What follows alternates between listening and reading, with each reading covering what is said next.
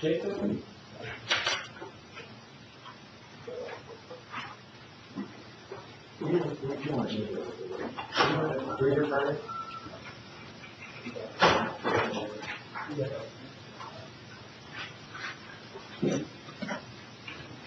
Okay, we shall get started here. A reminder that homework number 1 is due on Friday, so please don't, you can get started anytime on homework number 1, all right? Also, today we're going to do a few U substitutions in class. I was a little, but by some of the results from the quiz, I think we need a little brush up on some U substitutions. So therefore, that's why there's an extra assignment. I'll hand this out towards the end of class. It's worth 10 points. It's like a additional take-home quiz.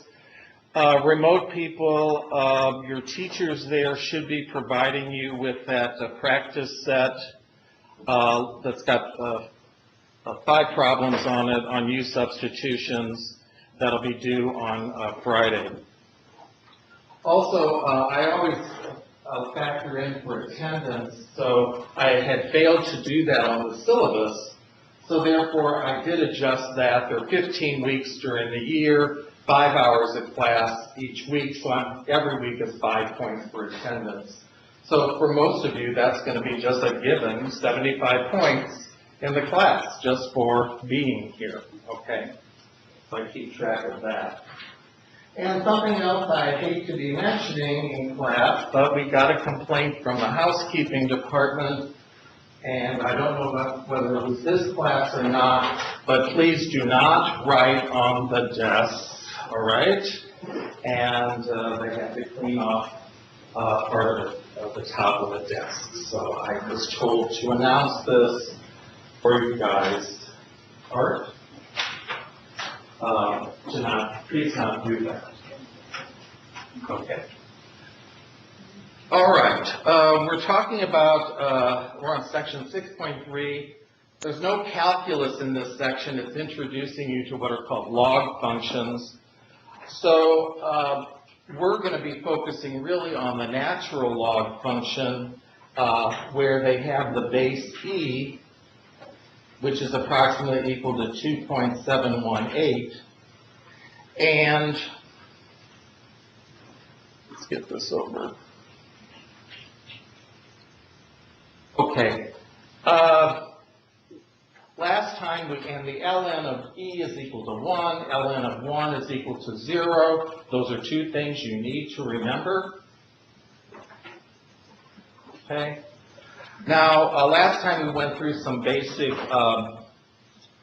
log rules, so I'm just going to repeat those here on the board.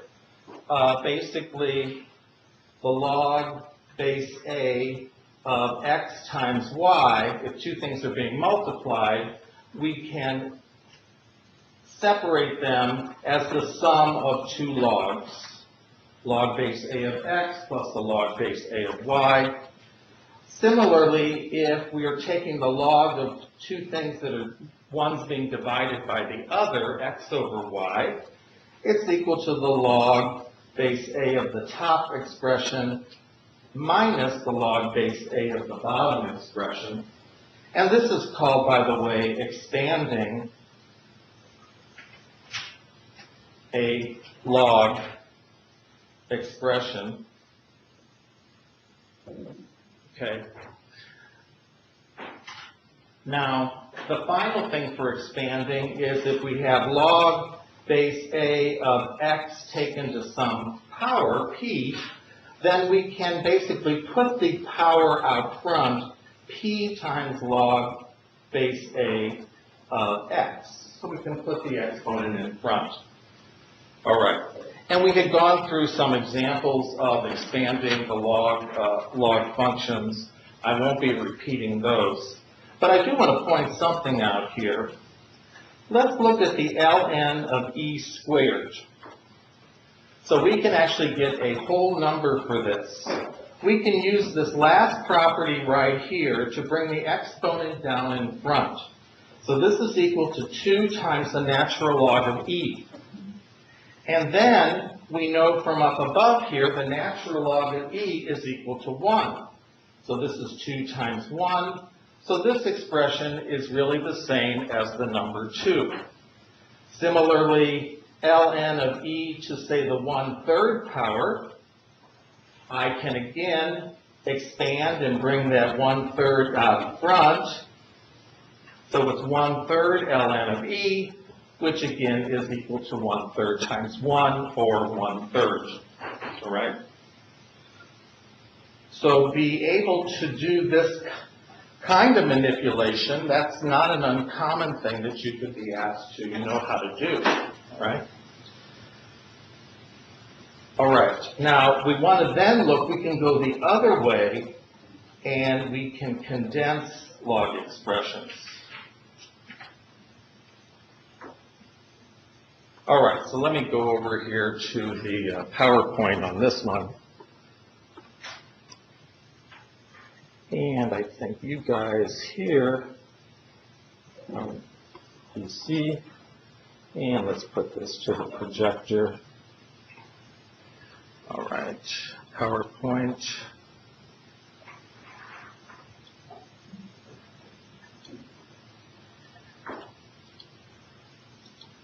Okay, so I don't think I'm going to do the slideshow thing. So here we are condensing log expressions.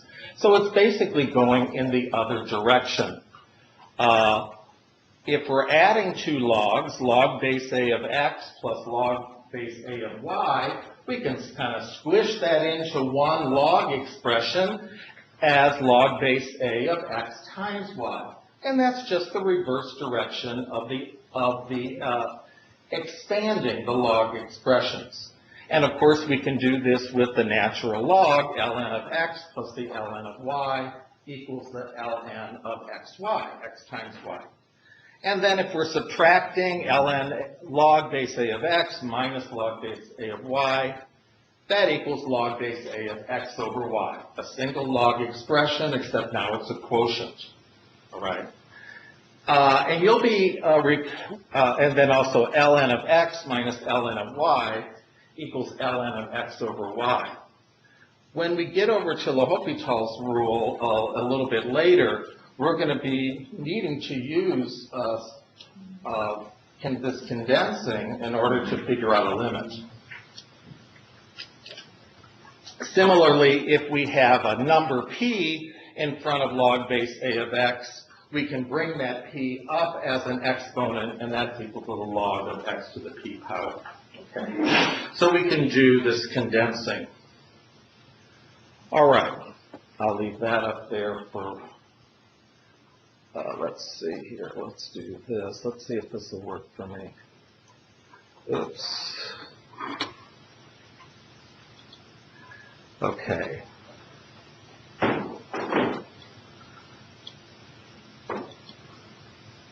All right. You might need to help me with this. I got to grab the top, like what, up here? Okay, got it. Up here. Great. Thank you. All right. I don't know, why isn't it doing that? There we go. Okay. Now, let's do just a couple of examples here of this condensing. And the first one is something like this. Condense ln of the expression x plus y minus ln of the expression x minus y. All right, so we have two natural logs, one subtracted from the other. So I can condense this into a single natural log where I put the first expression, x plus y, in the numerator, divided by the second expression, x minus y, in the denominator. And so it's condensed into a single natural log expression. right? Now let's do one more example here. Let's take 3 times the natural log of x plus 4 times the natural log of y minus 5 times the natural log of z. So we've got 3 different log expressions here, and we can get them all squished into one. The first thing I want to do with this is let's bring these numbers in front up as exponents. So let's write this as ln of x to the 3rd power plus ln of y to the 4th power minus ln of z to the 5th power. So that's the first thing we can do. Everybody okay with that? Just bringing that number in front up as an exponent. Now the second thing I can do here is basically see that here we're adding 2 logs together and here we're subtracting. So I could do this in 2 steps if I like. I can first of all convert the first 2 into a single expression. Since I'm adding the logs, I'm going to multiply the expressions. ln of x to the 3 times y to the 4th minus ln of z to the 5th. Now you can do this in 1 step if you like, but I'll do it in 2. And now we have a log expression minus another log expression. Again, I can condense this into a single one, and this time it'll be ln of x to the 3, y to the 4th in the numerator divided by z to the 5th in the denominator. And we're taking, I'll put parentheses around that, we're taking the natural log of that entire expression, whatever that would come out to be. Okay.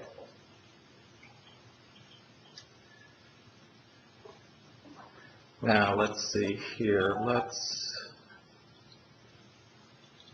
oops, I think I heard a little beep somewhere. What was that? That was you. Okay, not somebody from out there. All righty.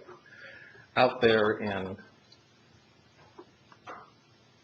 let's make this bigger here from this other side. Okay. Now these limits, now the next thing we're going to talk about then are log limits. And these are things you're going to need to remember. I don't think they're that hard to remember, but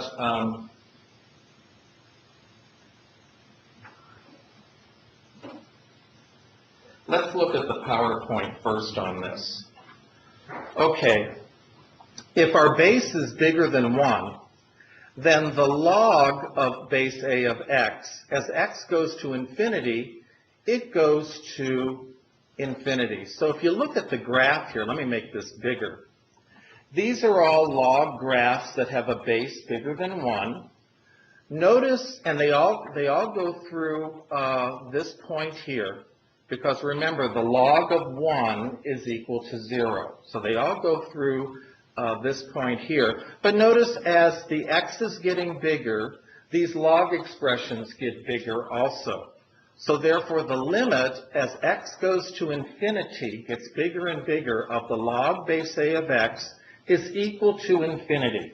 So you might mark that. That's something that you need to remember. And basically, the log expression just keeps getting bigger and bigger and bigger. It goes to infinity. Now, what might be a little tricky is look at the graphs here. When x is getting smaller and smaller, so our x value is approaching 0 from the plus side or from the right side, these log graphs all go down, down, down, down, down. They get bigger and bigger negative numbers. So this is another important limit to remember. As x approaches 0 from the right side, the limit of the log base a of x is equal to negative infinity. It goes all the way down, down, down. All right? Now, the same thing applies, of course, to the ln of x, because the ln has the base e, which is bigger than 1. So the limit of the ln of x, as x goes to infinity, is equal to infinity. And then, like before, the limit of the ln of x as x approaches 0 from the plus side is negative infinity. All right. So mark those as limits that you need to recall. And if you just kind of know what the graph looks like, in just very, very rough terms, the graph of the natural log function goes up like this, goes down, down, down, down like that. All right? So if you just know an idea of how it looks, then you know what these limits are. Any question on those limit values? All right. Let me just make this PowerPoint smaller then. Okay. All right. Okay, what I want to do then are some examples of log limits here.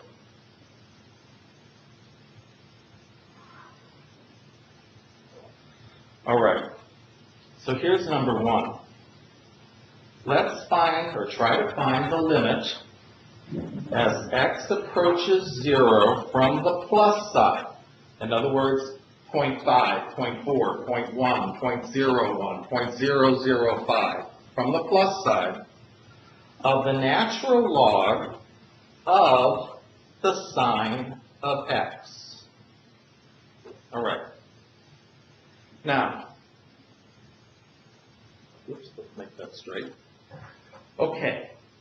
Well, okay, x is approaching 0, so this is how we want to look at this. X is approaching 0 from the positive side. As x approaches 0, then the sine of x approaches what value?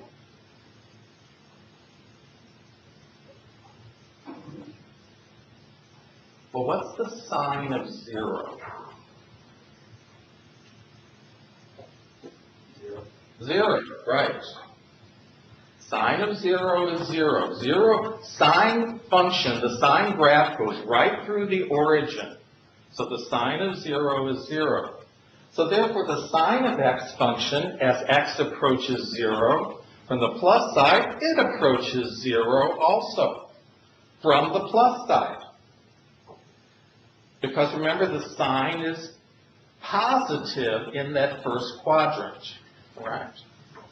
You all remember this from trigonometry, A, S, T, C? When I taught trig, I said a smart trig class, but here you could say it as all students take calculus.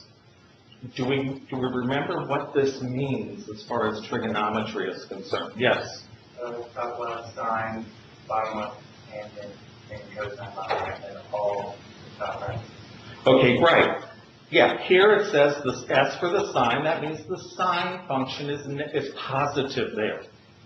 The T is for tangent. That means the tangent function is positive in that third quadrant.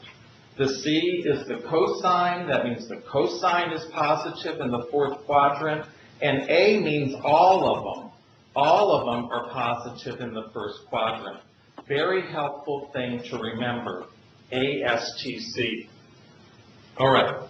So therefore, the sine of x is approaching 0 from the plus side. Well, what do we remember here, then, from our limits? The limit, then, of the ln of x as x approaches 0 from the plus side is what value? It goes down, down, down. It's negative infinity. So here, the sine of x is approaching 0 from the plus side.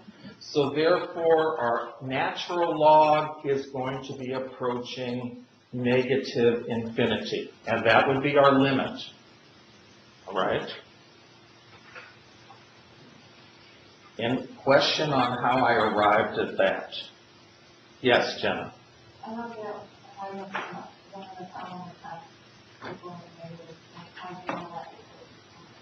Okay. In other words, you're confused by what I wrote here in the box?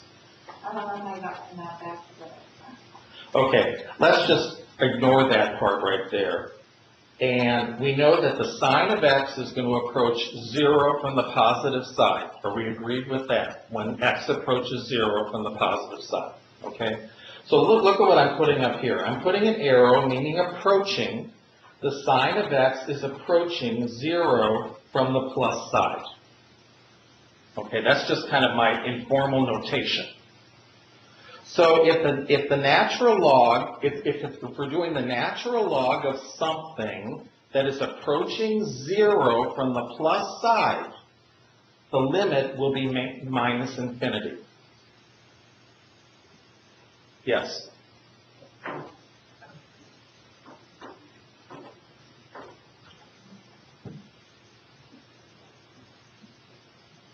If you know, share because it may help somebody else, please.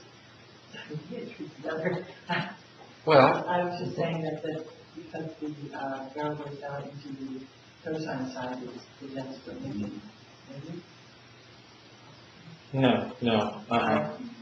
no. Here. Okay, the sine of the, let's get a new piece of paper here. Okay, this is what we want to find out. Limit, as x approaches 0 from the plus side, of the natural log of the sine of x. All right. As x approaches 0 from the positive side, Jenna, what does the sine of x approach? Okay. So let me just put a little arrow here. So the sine of x is approaching 0, and it's also, the sine of x is positive in the first quadrant. They're all positive in the first quadrant. So it's approaching 0 also from the positive side. Now, so there we're looking at the limit of the natural log of something that's approaching 0 from the positive side.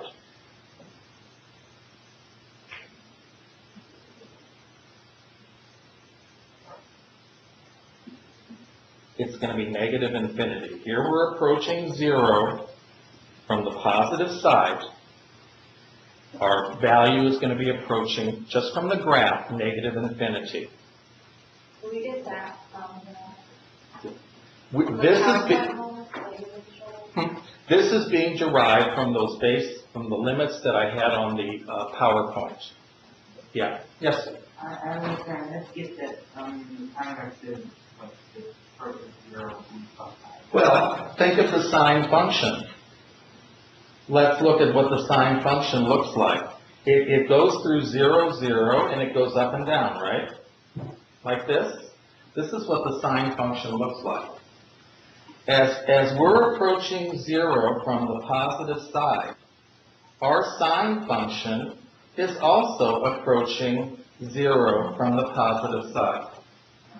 Okay, that's how you get that. Did that help? Yeah. Okay, all right. All right. So anyway, so we made it, this is the first one, and it's a little bit tricky because we're involving a sine function, okay? So it's involving some trig knowledge that you are going to have. All right. Let's look at a second example here. Limit, now this time x is approaching infinity, of the following. The natural log of 5 plus x minus the natural log of 2 plus x. All right. Now, when x is approaching infinity, what do you think 5 plus x would be approaching? Infinity, sure. X is getting bigger and bigger and bigger and bigger. Well, if you add 5 to it, it's still going to be getting bigger and bigger and bigger. It's going to be approaching infinity. And of course, 2 plus x is also going to be approaching infinity. So the thing is, so this would be approaching infinity, and 2 plus x is approaching infinity. All right. Now, if we don't do anything special here, then we would say, well, wait a minute. If the inside of the log is approaching infinity, then the value of the log is also approaching infinity, right? It's getting bigger and bigger. So the first one is approaching infinity, then I put a minus sign, and the second one similarly is also approaching infinity, because 2 plus x is getting bigger and bigger and bigger. Well, guess what? Infinity minus infinity doesn't mean anything. We're going to find out that's what's called an indeterminate form. So this is meaningless. I mean, what does it mean to subtract infinity from infinity? I don't know. So we have to do something with this. We need to condense this and then do the limit.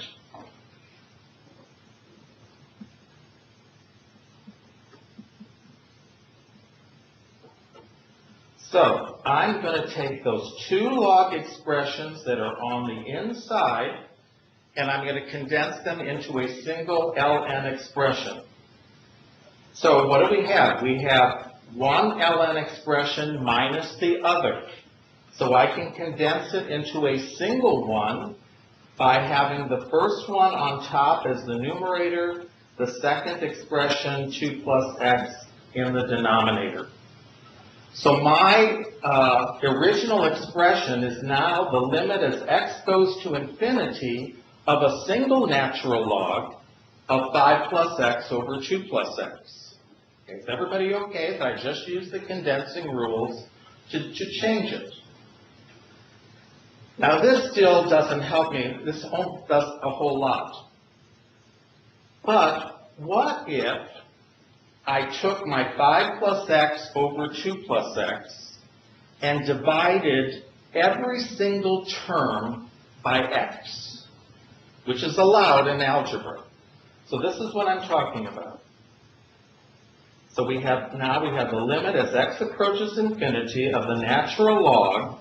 Now, every single term I'm going to divide by x. So 5 over x plus x over x. That's the numerator. And then the denominator, 2 over x plus x over x. So everything I've divided by x, that's allowed. It's algebra. Well, let me simplify what this looks like. What's x divided by x? How can that be simplified? 1, yeah. So let's go and write this a little bit nicer. The limit as x approaches infinity of the natural log. Now it's going to be 5 over x plus 1 over 2 over x plus 1, close my parentheses. All right. Now what happens as we let x get bigger and bigger and bigger to infinity? As x gets really big, what's going to happen to 5 divided by x, this expression right here? It gets smaller and smaller and smaller. 5 over 10,000, 5 over a million, 5 over a billion. It gets smaller and smaller. So it approaches 0 as x gets bigger and bigger. The same thing with the 2 over x here. As x gets bigger and bigger, it's going to approach 0. So what we then have, we have 0, so let's get another piece of paper here. And I tell you what, I'm fiddling around here with stuff.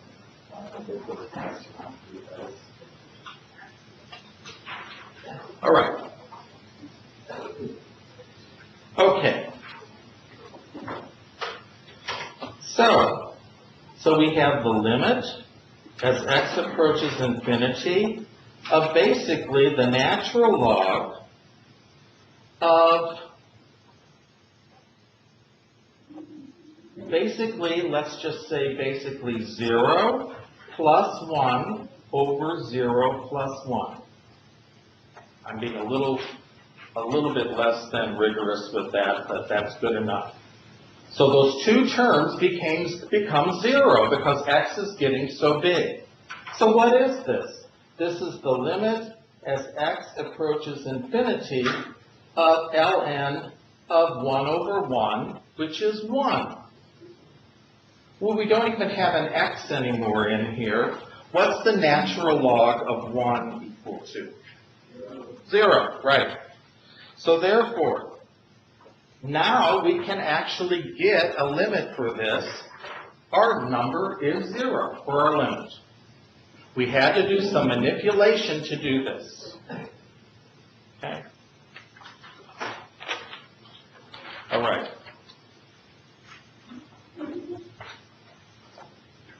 All right, but I want to go on to next here. Let's get the PowerPoint out of the picture here. Let's get this over.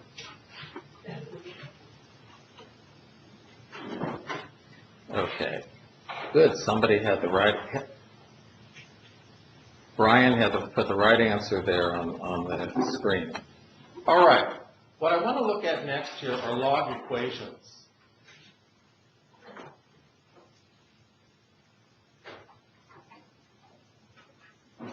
Okay, and I'm just going to do a couple of these. So let's look at these examples. Solve for x. Ln of x is equal to 5. And we want to find out what value of x solves this. Well, the way to do this is to basically use our spiral and to rewrite this. Remember that the assumed base down there is the number e, because it's the natural log. So let's use the spiral, e to the 5th power. Finish off the spiral with equal x. So let's just reverse it. My answer is x is equal to e to the 5th power. That is the number that satisfies that equation by using the spiral to convert it out of the log form. Now, let's look at another one. E to the 5 minus 3x is equal to 10. Now, look at what we have here. The variable that we are solving for is upstairs, so to speak, in the exponent. We want to get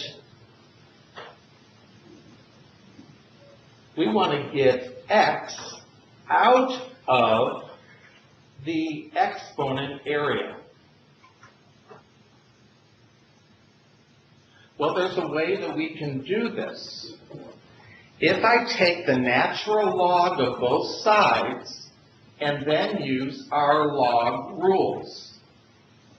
So this is how you do it. Take the natural log of both sides. So this is what I mean. So in front of the expression on the left-hand side, I put the natural log, and then I write my expression, e to the 5 minus 3x power. Then I put my equal sign, and then I take the natural log of what's on the right side, ln of 10. Now, then I'm going to remember that what I can do with logs is this. If I have an exponent here, I can move it out front as part of it, to expand it. So I can then move my exponent, and this time it's a whole expression, 5 minus 3x, move it out front, and so I have 5 minus 3x times just the ln of e, no exponent, equals the ln of 10. So now my x is down below. Now, what's the ln of e? That's equal to the number 1. So now my equation becomes 5 minus 3x is equal to the natural log of 10. Now we just solve for x. Let's subtract 5 from both sides. So I have minus 3x equals the natural log of 10 minus the 5. Take away the 5. And then all I have to do is divide both sides by negative 3. So I end up with just plain x on the left-hand side, and it's equal to in the numerator, the natural log of 10 minus 5, and then divided by -3. And you can figure out, you could use your calculator and get an approximation for that value. Of course, another way that I could write this that might look a little better is just multiply the top and bottom by -1 and write it as 5 minus the natural log of 10 divided by a +3. Either answer is correct, though. All right. So what I want to point out with this thing is that we can use the natural log to move our variable out of the exponent spot so we can solve for it. All right? Yes? Just multiply the right side by -1. Now, wait a minute. You mean in that last step? In the last step, this is what I actually did. I took the numerator here and multiplied it by -1, and then I took the denominator and divided and multiplied it by -1. As long as we do the same thing to top and bottom, we haven't changed our answer, and that gave me that answer. Does that make sense? All right. Okay. We may not get to this substitution thing. Actually, I want to do, there's one little other topic in this section, but I want to just get started on, just do something here with this U substitution. I'll cover that one last little thing on Wednesday on this section. But I was just a little concerned that, I don't know how long ago some of you had taken first semester calculus, and I know there's a lot to remember, and sometimes you need to get a little bit of refreshing, okay, on things. So I just wanted to do, just look at a couple of U substitutions here today as the last part of class. And so the first thing I want to look at is this one, integral of x to the third times cosine, and then in parentheses, cosine of x to the fourth plus 2 dx. All right. So we can use a U substitution to get the antiderivative of this. What do we want to set our U equal to? Yeah, set U equal to x to the fourth plus 2. And then what you immediately get is the du. Take the derivative of both sides. Du is equal to 4x to the third. The 2 goes to a 0, dx. All right. Now this is the way that I do it. I see that our initial integral here just has x to the third dx. So I'm going to multiply both sides of this equation here to just give us, by 1/4, to just give us x to the third dx on the right-hand side. Okay, so now I can substitute.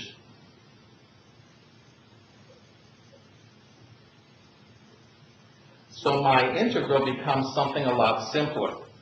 My x to the third dx here can be replaced by 1/4 du. And then my cosine of x to the fourth plus 2 can be replaced by the cosine of u. So much simpler expression. And we can get the antiderivative of the cosine. Do we remember what that is? The anti of the cosine.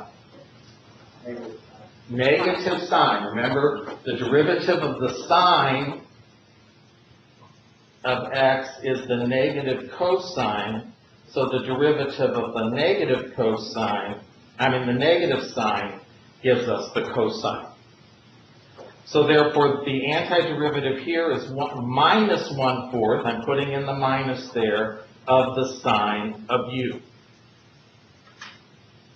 plus our general constant. And then the last step is to just write in what u is equal to, minus 1/4 sine of, u is equal to x to the fourth plus 2, in parentheses, plus c. How are we with this? Now, I want to point out, please, once you get the antiderivative, you drop the integral sign. Please get rid of that. That goes away once you get the antiderivative. I think we have time here to do one more of these. Does anybody have any question on this? Cassandra, are you all right with this one? Oh, this one I think is a negative. I thought the derivative was minus positive. Oh, you're right. Gosh darn. Yep. Yep. Yep. Yep, it's positive. Yep, right. Sorry about that. I'm rushing along here. Absolutely. Derivative of the sine is the cosine. Gosh, shame on me. Okay. All right. Thanks, Cassandra. Appreciate it. So, let's see if I can not mess up this one. Antiderivative of x over the square root of 1 minus 4x squared dx. All right. Now here we're going to also be able to do a u substitution, and we're going to let u equal the 1 minus 4x squared that's under the radical. So right from there we can get du, the 1 goes to a 0, and then we get minus 4 times 2 is minus 8x dx. And then I notice back up here again in my integral, I just have x dx. So I'm going to divide both sides by a negative 8, or multiply by a negative 1/8, to get negative 1/8 du is equal to the x dx that I have in my integral. So then I can do my substitution here. So x dx I can replace with minus 1/8 du. And then the rest of it is 1 over the square root of u. Okay. Are we okay with that? It makes it much simpler. Reasonable? Okay. All right. So let's get this antiderivative here. Well, this is u, if we look at it, this here is u to the 1/2 power. So 1 over the square root of u is u can be rewritten as u to the negative 1/2 power. So the antiderivative then, let's go down here.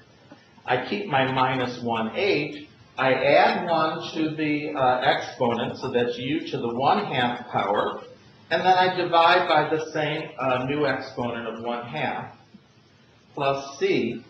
And this is going to simplify to what? What are all these going to simplify to right here? No. Yeah, it's tempting to say that, but yeah. Negative 1/4, because when we divide by 1/2, that is the same as multiplying by 2, the reciprocal. So this is equal to minus 1/8 times 2 times u to the 1/2 power. And of course, minus 1/8 times 2 is minus 1/4 u to the 1/2 power plus c. And then finally, we just replace our u then, and we get minus 1/4. Now remember, our u up here is square root of, is 1 minus 4x squared. So we can just put it in radical notation. U to the 1/2 will be the square root of 1 minus 4x squared. And then we tack on the plus c, and we get our antiderivative there. Okay.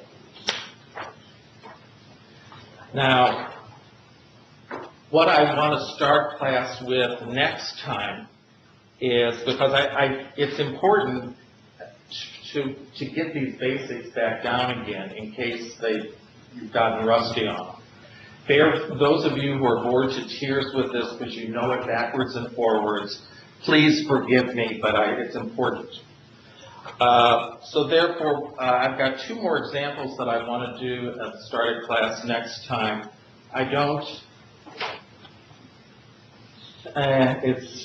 What time is it? I hate to completely lose the 5 minutes. We have 5 minutes. I don't want to do that. So I just lied. Let's look at this one example.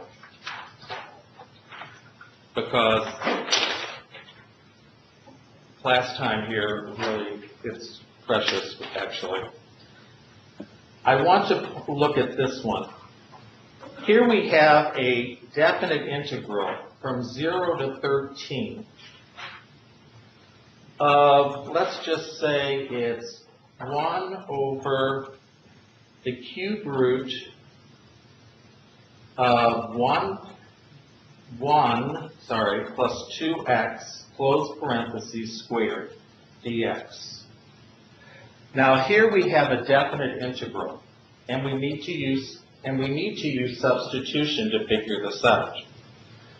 So the first thing we're going to pick our u is be that just the expression 1 plus 2x, okay? And so du is pretty easy to get from that. The 1 goes to 0, we get a 2, the x goes to 1, so du is equal to 2 times dx.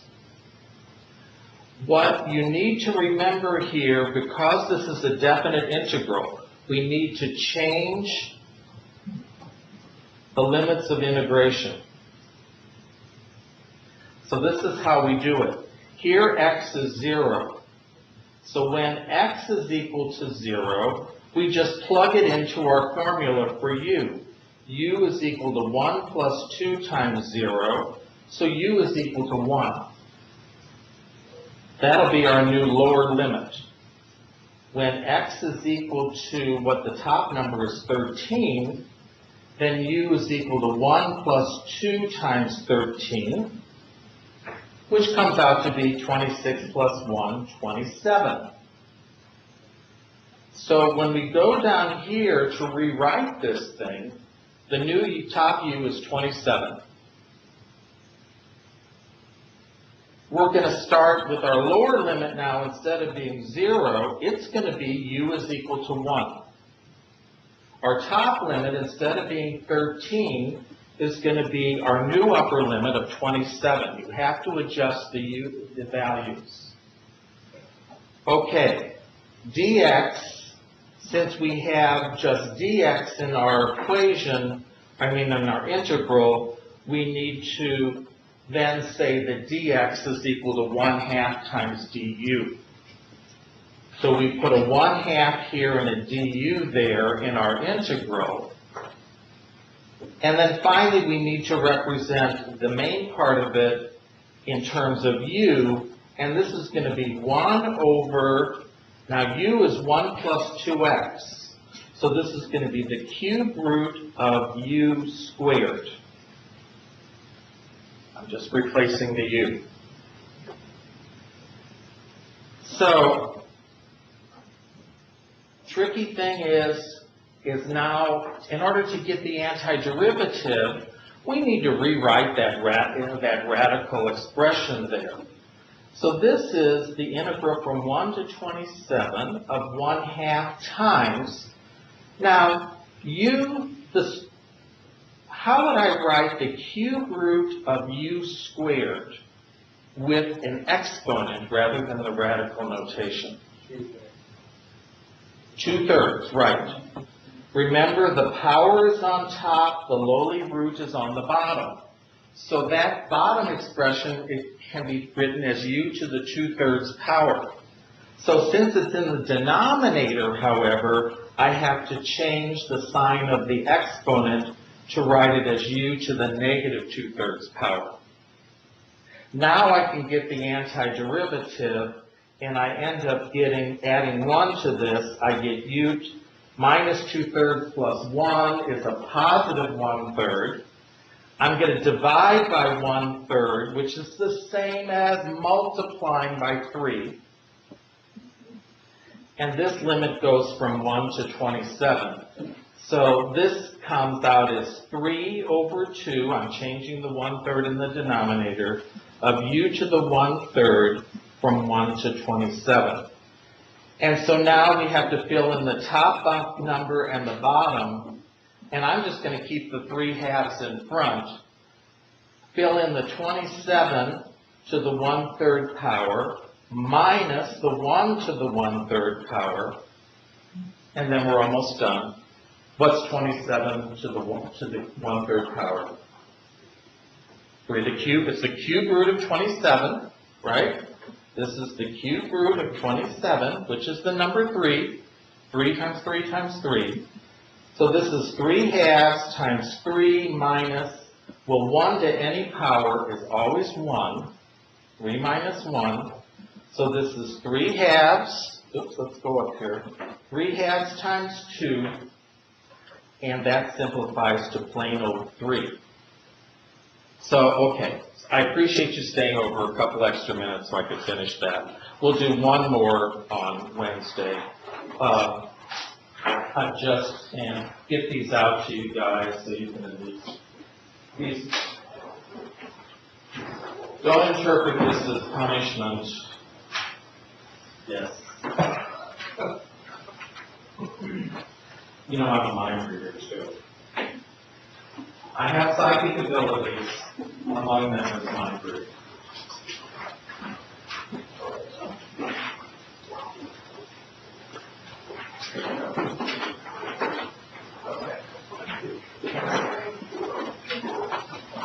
Did you?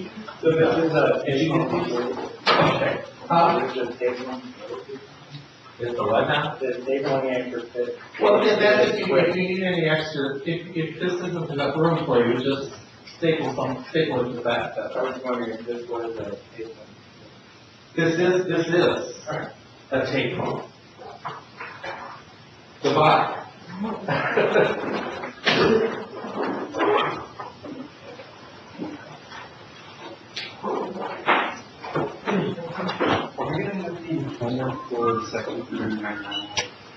Oh, yeah. Y'all ready for some homework? Yeah. Good for you. Yeah. I'll post it online. You can check it out in an hour. I'll get it online. Okay, thank you. Yeah. I tell you what, I will. Go down, because there's a class that comes on Monday. The class that comes in right now, and I've got to clean up here. Can you go down to the floor right now? Oh, okay. All right. You can't do it. No, that's all right. Here. How I got from here to here? Okay. With the anti-derivatives, you have to add one to the yes. Instead of the integral sign. Right. What you're going to have instead of that integral sign is your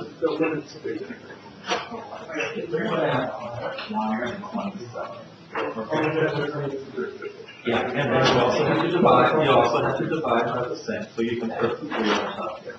Right? Okay, sure.